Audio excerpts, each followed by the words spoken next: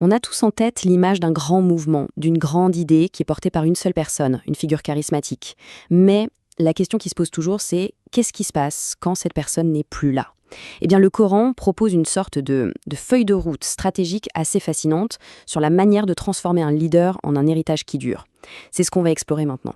Cette question de la continuité, elle est absolument cruciale pour n'importe quelle communauté. Et c'est précisément ce que le Coran aborde, de front, dans un passage vraiment puissant de la sourate Al-Imran. Et on va voir que les leçons qu'il en tire résonnent bien au-delà de leur contexte de l'époque. Bon, commençons par le cœur du problème, le point le plus fragile, cette dépendance à un seul individu. C'est le tout premier défi que le Coran met en lumière. Alors là, ce verset, c'est un véritable électrochoc, une confrontation directe avec la réalité. Le message est on ne peut plus clair. Il trace une ligne nette entre le messager qui est mortel et le message qui, lui, est éternel. C'est la première étape, le point de départ de toute la réflexion. Donc, le vrai danger, le fameux retourner sur ses talons, ce n'est pas une retraite sur un champ de bataille, non. C'est un effondrement psychologique. C'est cette incapacité d'une communauté à faire la différence, à dissocier l'idée de la personne qui la porte. Et c'est là que tout peut s'écrouler.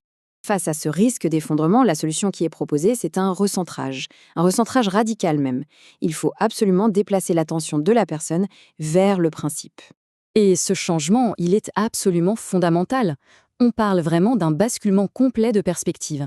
D'un côté, on a une structure fragile, dépendante d'un seul être humain, un mortel.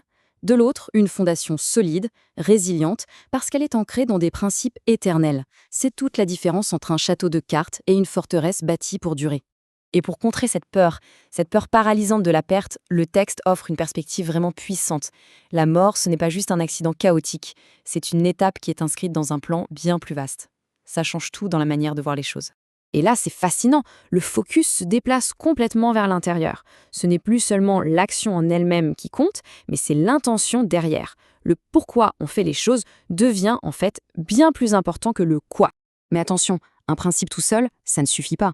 Pour qu'il puisse vivre, il doit être incarné par des gens. Et c'est pour ça que le Coran ne s'arrête pas à la théorie.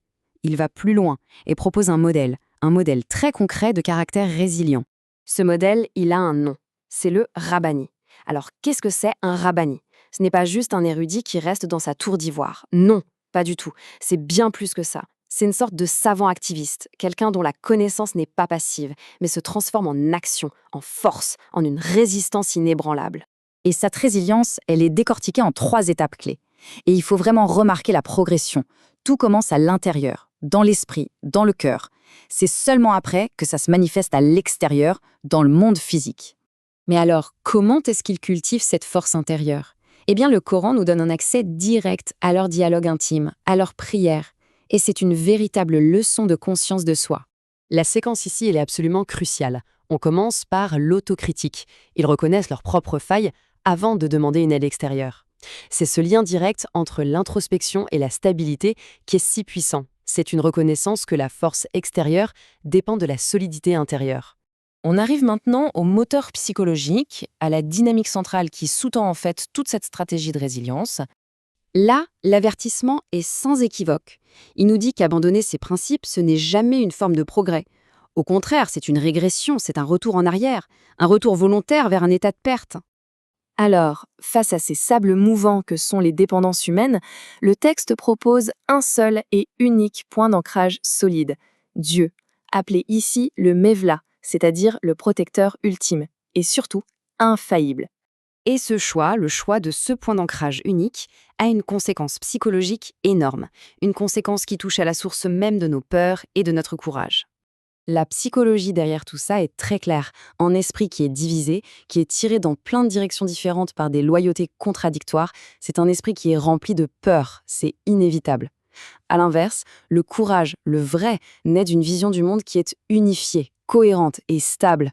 Finalement, si on met tous ces éléments bout à bout, on se rend compte que ce ne sont pas juste des conseils isolés. Non, c'est bien plus que ça. Ça forme un véritable plan directeur pour qu'une communauté puisse durer dans le temps. Alors si on devait résumer l'essentiel, ce passage opère une véritable révolution mentale. Il fait passer une communauté d'une dépendance à une personne à un engagement profond envers des principes. Du coup, l'échec n'est plus perçu comme une attaque qui vient de l'extérieur, mais plutôt comme un effondrement de la discipline intérieure. Et tout ça, ça nous laisse avec une dernière pensée, une question qui est finalement aussi pertinente aujourd'hui qu'elle pouvait l'être il y a des siècles.